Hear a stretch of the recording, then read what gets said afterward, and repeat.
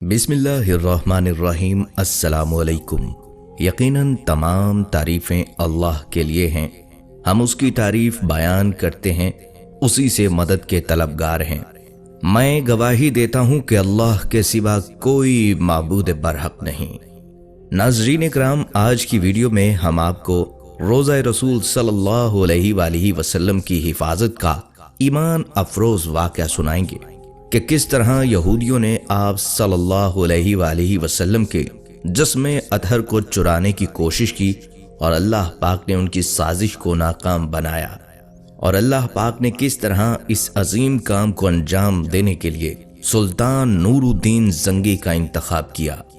सुल्तान नूरुद्दीन जंगी कौन थे, उनकी फतुहात के बारे में भी बात करेंगे और आपको नूरुद्दीन जंगी की ज़िंदगी के हालात और वाक़यात भी बताएंगे। नाज़रीन इकराम, सबसे पहले आपको नूरुद्दीन जंगी का वो वाक़या सुनाते हैं जो कि सुल्तान नूरुद्दीन जंगी के ख्वाब और रोज़ा रसूल सल्लल्लाहु अलैहि वसल्लम की हिफाजत के हवाले से है। नाज़रीन इकराम कहते हैं कि एक रात सुल्तान नूरुद्दीन जंगी इशा की नमाज पढ़कर अपने बिस्तर पर सोए कि अचानक उठ बैठे और नम आंखों से फरमाया, मेरे होते हुए मेरे आका हज़रत मोहम्मद मुस्तफ़ा सल्लल्लाहु अलैहि वसल्लम को कौन सता रहा है।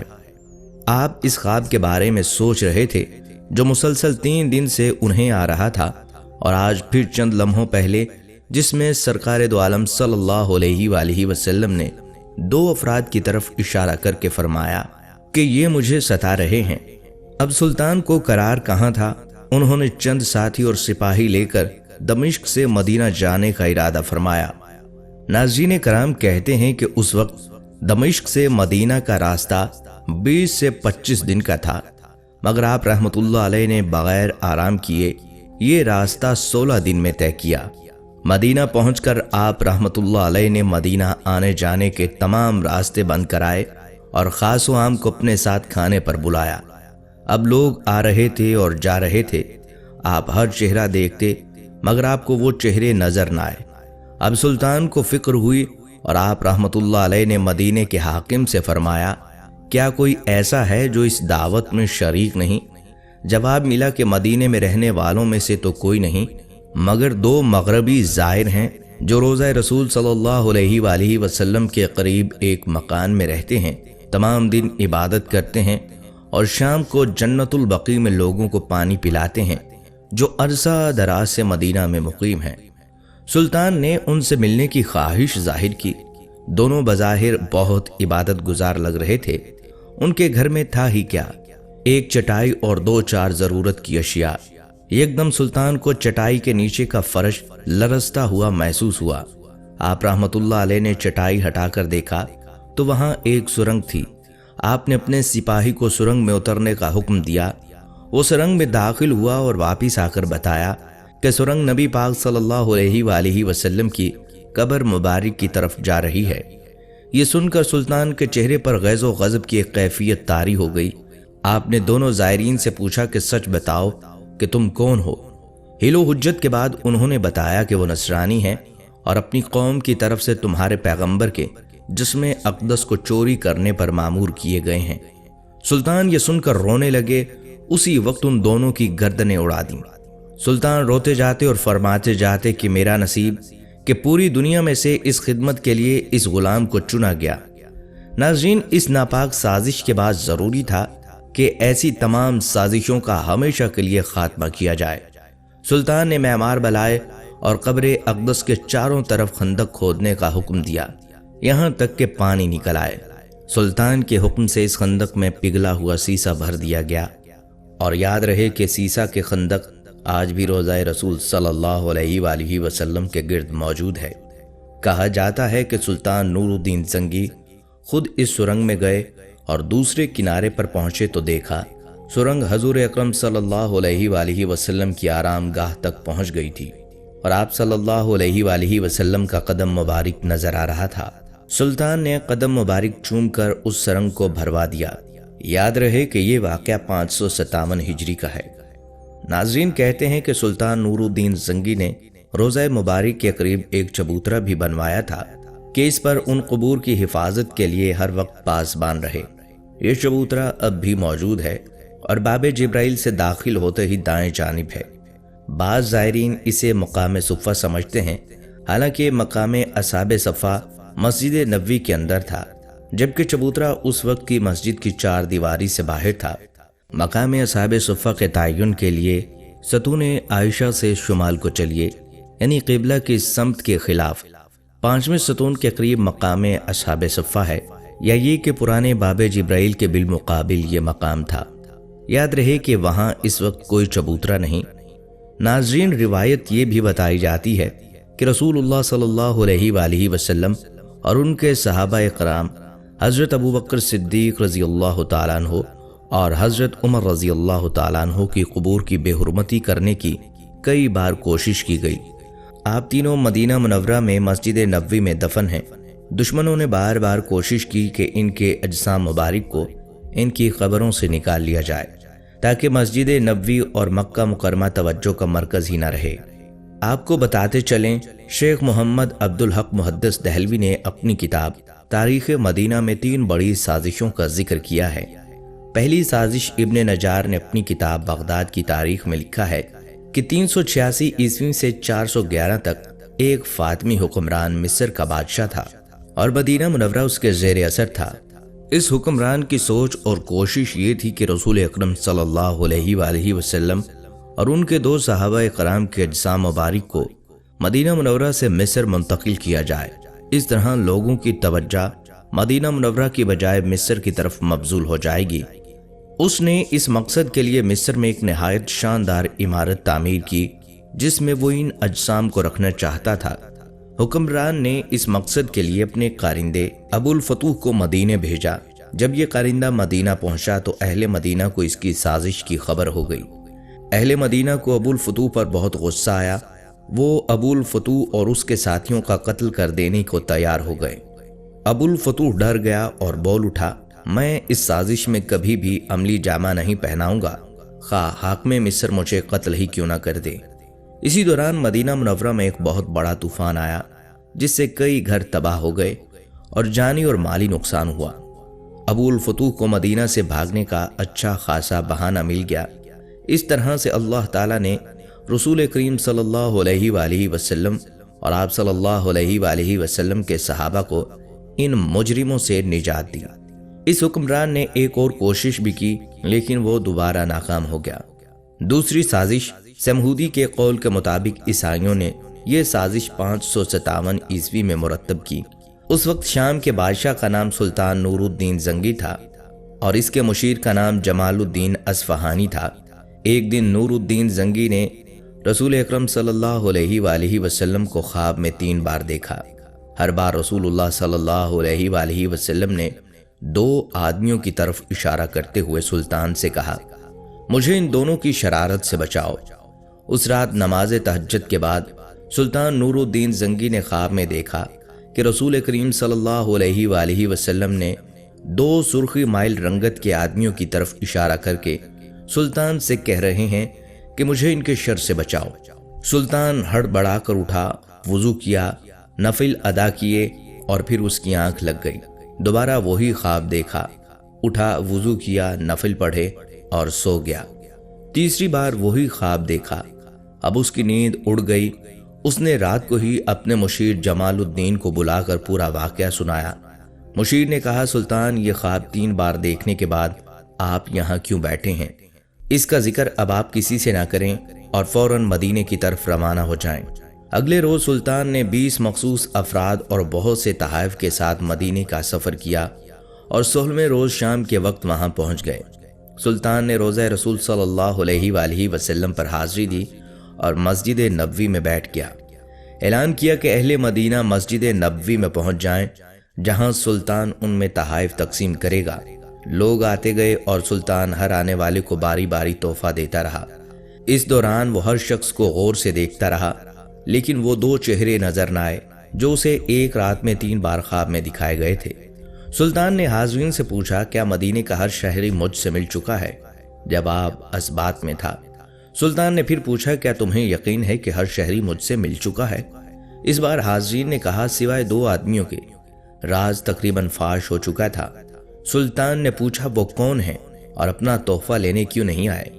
बताया गया ये मराकश के हैं जो सोम व सलात के पाबंद हैं, दिन रात रसूल करीम सल्लल्लाहु अलैहि वसल्लम पर दरूद व सलाम भेजते हैं और हर हफ्ते मस्जिद कुबा जाते हैं, फ्याज और मेहमान नवाज हैं, किसी का दिया नहीं लेते।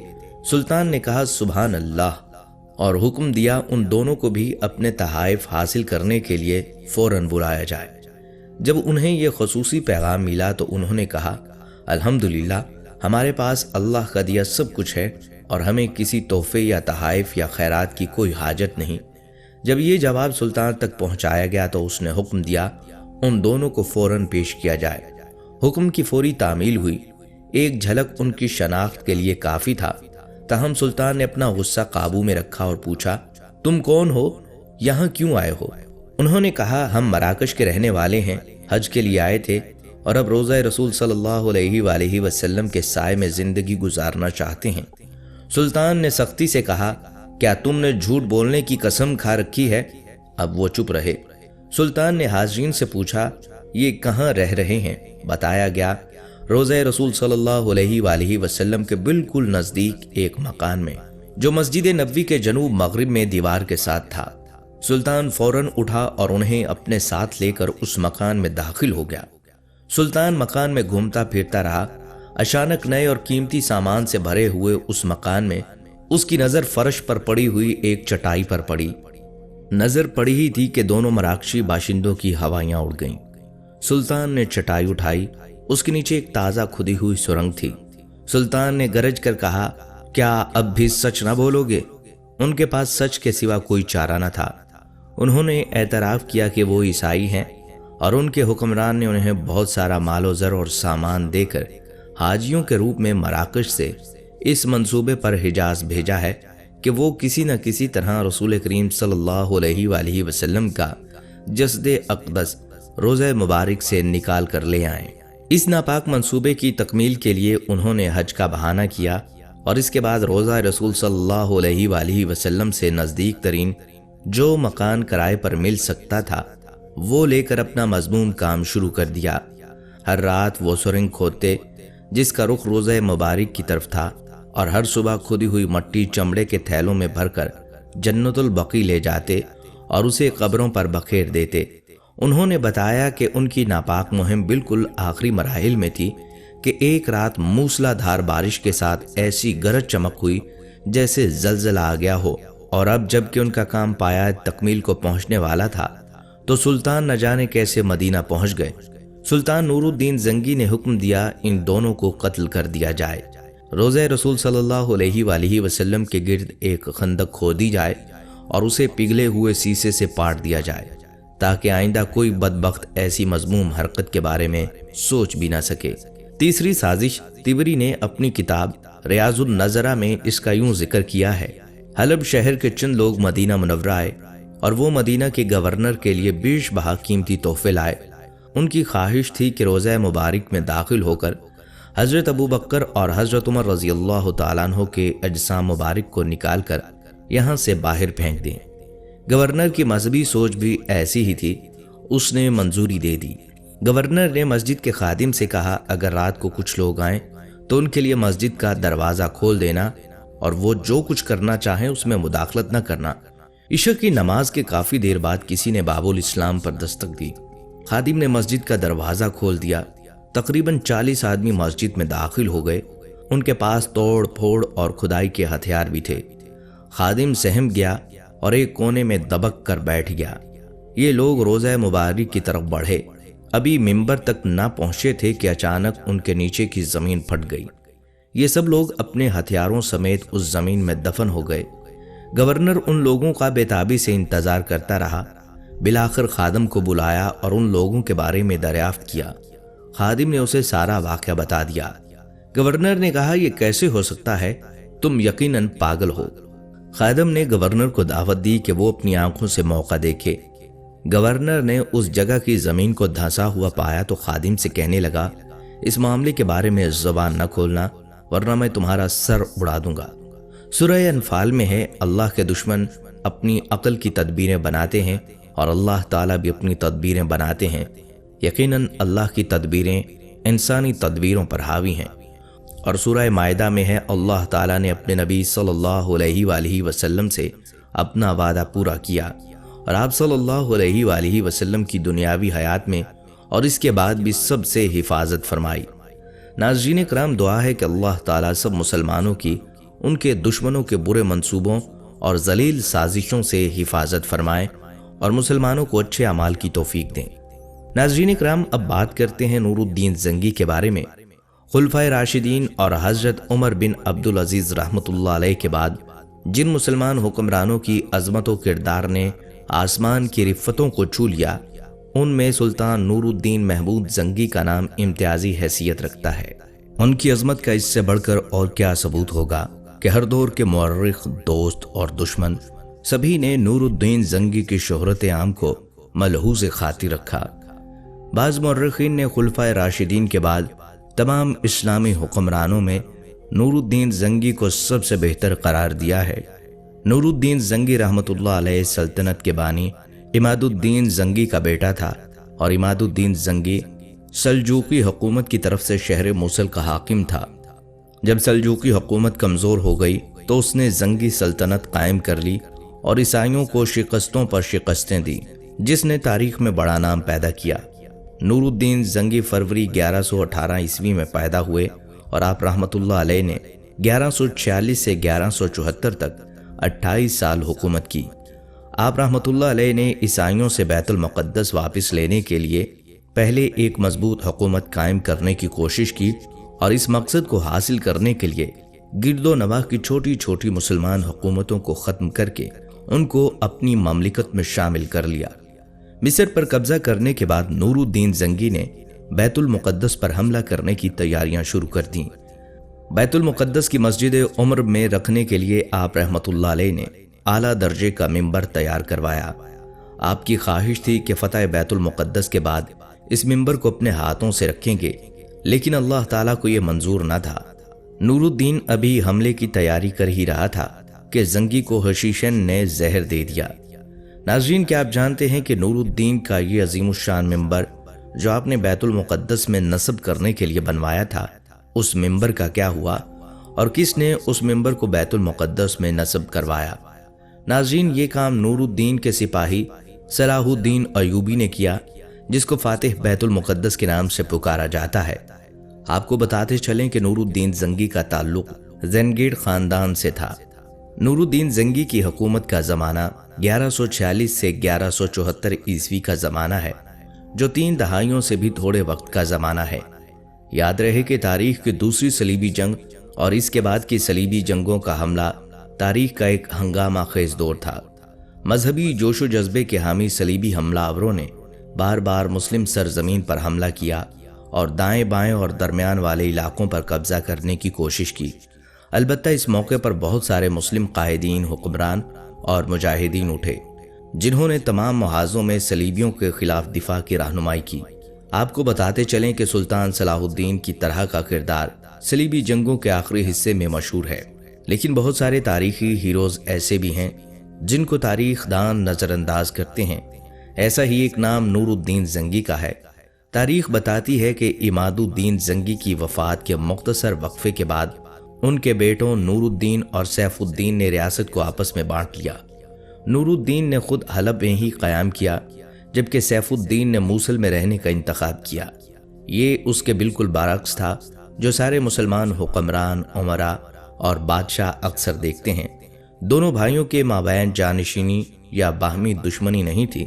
اس کا موازنہ سلطنت عثمانیہ کے شہزادوں یا مغل سلطنت کے مابین ہونے والی جانشینی کی جنگوں سے کریں تو آپ کو معلوم ہوگا کہ نور الدین اور اس کا بھائی کتنے عقیدت مند تھے۔ ناظرین، تاریخ بتاتی ہے کہ جیسے ہی نور الدین اقتدار میں آئے، ان کا بنیادی مقصد یہ تھا کہ صلیبیوں کے ہاتھوں مزید زمینیں ضائع نہ ہوں یا شہر تباہ نہ ہوں۔ لہٰذا انہوں نے صلیبی حملہ آوروں کے خلاف ایک اتحاد کے خواہاں خطے کی دوسری مسلم ریاست تک پہنچنے کے لیے متعدد کوششیں کی۔ تاریخ بتاتی ہے کہ نور الدین زنگی کے ساتھ ازدواجی اتحاد کے باوجود دمشق کا گورنر معین الدین انور صلیبی ریاستوں کو مشتعل کرنے میں ہچکچاتا تھا اور اکثر زنگی کے ارادوں سے گھبراتا تھا۔ اس کے باوجود نور الدین زنگی ایشیا مائنز میں متعدد اہم مقامات پر قبضہ کرنے میں کامیاب رہے۔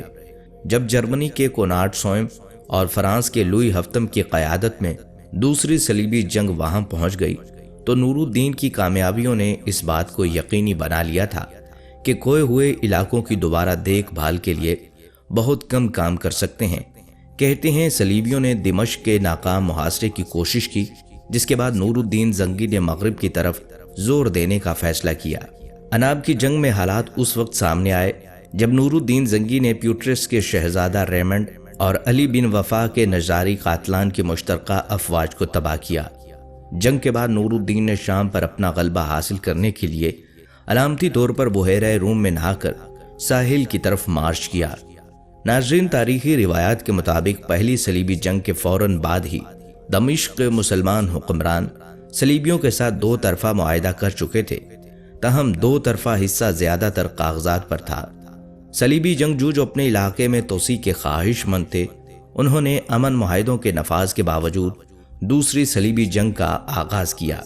دمشق کے حکمران معین الدین اور اس کے جانشین دراصل مجیر الدین صلیبیوں کو دمشق میں اپنی نشست بچانے کے لیے سالانہ خراج تحسین پیش کرنے کی حد تک گیا تھا۔ اس کی پالیسیوں کے خلاف اس طرح کی دشمنی تھی کہ دمشق کی آبادی مجیر الدین کے خلاف بڑھ گئی اور شام کے علاقے پر قبضہ کرنے میں نور الدین زنگی کی مدد کی۔ یہی وجہ ہے کہ نور الدین زنگی کو شام پر اپنا اختیار برقرار رکھنا پڑا، کیونکہ صلیبی حملہ کو برقرار رکھنے کے لیے اس طرح کے اقدامات ضروری تھے۔ ناظرین، تاریخ بتاتی ہے کہ شام اور شمال میں جانے والے صلیبیوں نے اپنی توجہ مصر میں فاطمیوں کی طرف پھیر لی، جبکہ فاطمیوں کے برائے نام حاکم العید اقتدار میں تھے۔ وزیر شاور ابن مجیب اسدی فیکلٹ حکمران تھے۔ کہتے ہیں کہ جب یروشلم کے بادشاہ املرک اول کی سربراہی میں صلیبی حملہ نے حملہ کیا تو فاطمی کمزور تھے، جو مصر جلدی سے گر گیا اور شاور نے مدد کے لیے نور الدین زنگی سے رابطہ کیا۔ نور الدین زنگی نے اپنی فوج مصر بھیجنے اور دمشق کو بے دفاع چھوڑنے کے بارے میں مطمئن نہیں تھے، لیکن اس کے بعد ان کے جنرل اسد الدین شیر کو صلاح الدین ایوبی کے چچا نے بھی ان کو راضی کر لیا۔ ناظرین، یوں اسد الدین نے مصر میں تیزی سے فائدہ اٹھایا اور اس نے صلیبیوں کو ایک بار پھر مسلم سرزمین سے روانہ کیا۔ تاہم اسی موقع پر فاطمیوں کے معزول وزیر شاور نے اپنے اصل ارادے ظاہر کیے۔ اس نے شاہ امراک اول کے ساتھ اتحاد کیا اور شیرکو کی سرزمین میں زنگیڈ افواج کے ساتھ مؤثر طریقے سے دھوکہ دیا۔ جیسے ہی شیرکو مصر سے واپس آیا، شاور کو اس کے واجبات عطا کر دیے۔ صلیبیوں کے ذریعے مصر کو ایک واسال ریاست قرار دیا گیا اور شاور کو محض کٹ پتلی کی شکل دے دی گئی۔ آخرکار شاور کے بیٹے خلیل نے نور الدین زنگی سے دوبارہ مدد کی درخواست کی، اور جب اسد الدین شرکو پہنچا تو اس بار کوئی دھوکہ نہیں ہوا۔ مصر پر دوبارہ قبضہ کر لیا گیا اور شیرکو مصر کے وزیر اعظم کے طور پر قائم ہوا۔ آخرکار وہ صلاح الدین اعظم کے بعد جانشین بن گیا۔ ناظرین، یاد رکھیں، نور الدین زنگی کے فوجی کیریئر کے بارے میں بہت کچھ کہا جا سکتا ہے۔ وہ ایک قابل کمانڈر تھے۔ انہوں نے حملہ آور صلیبیوں کے خلاف اپنی جستجو میں کوئی دبدبا نہیں چھوڑا، لیکن ناظرین، افسوس سے کہنا پڑتا ہے کہ آج کے مسلمانوں کو نور الدین زنگی اور اس کے ہم عصروں کی زندگی کے بارے میں کتنا کم علم ہے۔ تاریخ اسلام کے ابتدائی قرون وسطیٰ کے رہنما نے اسلام اور سماجی انصاف کے شعلے کو زندہ رکھنے کے لیے جس محنت سے کوششیں کی، وہ بھولی ہوئی ہیں۔ یاد رہے کہ نور الدین زنگی ایک عظیم شخصیت اور مثالی جرت اور پرہیزگاری کے حامل شخص تھے۔ اگر دیکھا جائے تو آج کے مسلمان نوجوانوں کو اپنی تاریخ میں جھانکنے کی فرصت ہی نہیں۔ آج بیت المقدس میں مسجد اقصیٰ کے ساتھ کیا ہو رہا ہے، فلسطین کے مسلمانوں پر کتنے ظلم ڈھائے جا رہے ہیں، لیکن مسلمان خاموش ہیں۔ کیا آپ نے سوچا ہے کہ اسی خاموشی کا نقصان کیا ہوا ہے؟ ناظرین، اس خاموشی کا نقصان یہ ہوا ہے کہ اسلامی عہد زرعی کے علاقے شام و عراق سے اسلامی تہذیب و ثقافت کو نیست و نابود کر دیا گیا ہے۔ اب آنے والی نسلیں کھنڈرات پر یہود و نصارہ کی نئی کنسٹرکشن کے امور دیکھیں گے۔ بابل اور نینوا کی وراثت کھنڈر بنا دی گئی۔ اب دجلہ اور فرات کے کنارے نیل کے ساحلوں تک نہ کوئی نور الدین زنگی ہے، نہ اس کا سپہ سالار اعظم، نہ اس کا سپہ سالار صلاح الدین ایوبی، نہ تاریخ دان ابن اسیر جز۔ اور نہ تاریخ دان ابن اسیر جزری۔ بیت المقدس حالت جنگ میں پہلے بھی تھا، آج بھی ہے۔ 44 ملکوں کی اتحادی فوج محض محو تماشا ہے۔ یمن سوئے کھنڈر ہے، قطر، بحرین و عرب برسر پیکار ہیں۔ یہاں تذکرہ کرتے ہیں مسجد نوری کا۔ یاد رہے کہ مسجد نوری کا نام موصل اور حلب کے مشہور ترک حکمران نور الدین زنگی کے نام پر رکھا گیا، جنہوں نے اس مسجد کی تعمیر کا حکم سن 1172 میں دیا تھا۔ اس کے 2 سال بعد نور الدین زنگی انتقال کر گئے تھے۔ یہی وہ مسجد تھی جہاں سے البغدادی نے خلافت کے فتنے کا اعلان کیا تھا۔ نور الدین زنگی کی بڑی وجہ شہرت یہ ہے کہ انہوں نے مختلف علاقوں کی افواج کو یکجا کر کے عیسائی صلیبیوں کے خلاف جہاد کا پیغام دیا۔ ناظرین، مسجد کے مینار کا بیرونی حصہ ایرانی طرز تعمیر کی ایک عمدہ مثال تھا، جس میں اینٹوں کو اس انداز میں لگایا گیا تھا کہ سادہ اینٹیں بھی ایک خوبصورت نمونہ پیش کرتی تھیں۔ مینار کی چوٹی گنبد کی شکل میں تھی، جس پر سفید پلستر لگا ہوا تھا۔ جب یہ مینار تعمیر کیا گیا تھا تو اس کی اونچائی 150 فٹ تھی، لیکن جب 14ویں صدی میں مشہور سیاح ابن بطوطہ کا موصل سے گزر ہوا تو انہوں نے دیکھا کہ مینار اس وقت بھی ایک جانب جھک چکا تھا۔ اس لیے اس وقت بھی اس مینار کو لوگ الحبد یا کوہان کے نام سے جانتے تھے۔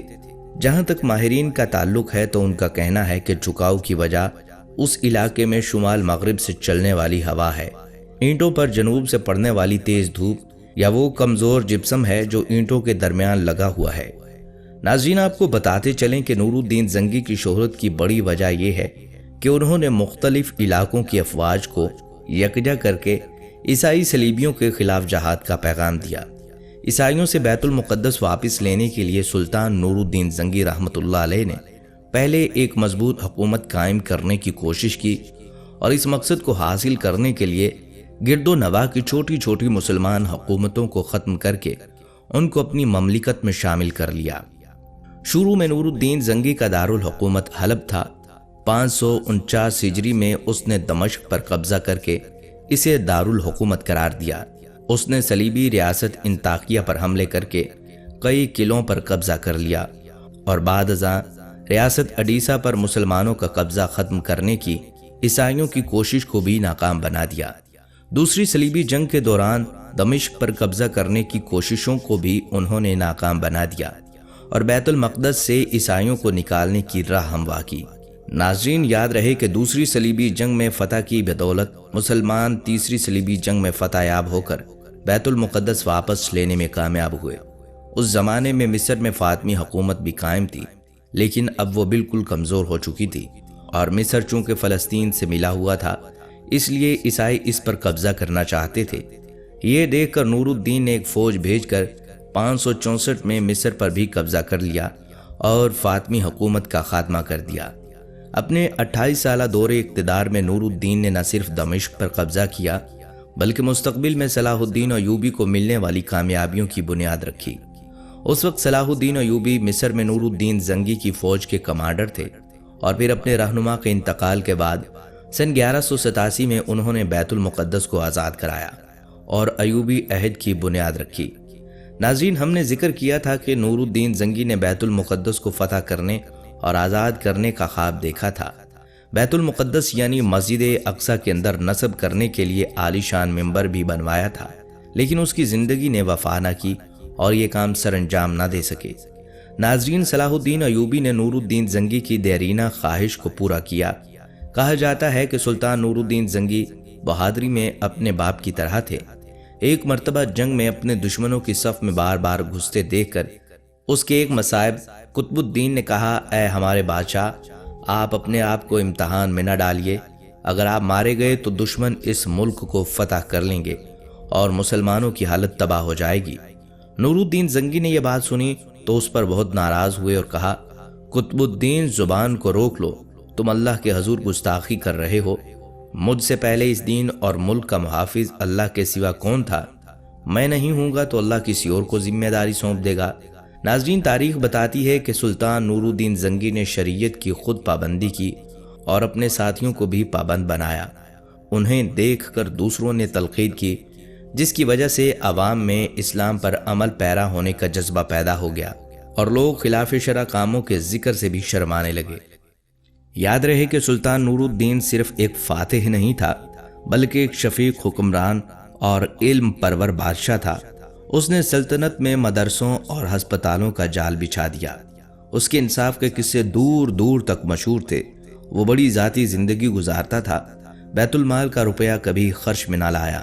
مال غنیمت سے اس نے چند دکانیں خرید لی تھیں جن کے کرائے سے وہ اپنا خرچ پورا کرتا تھا۔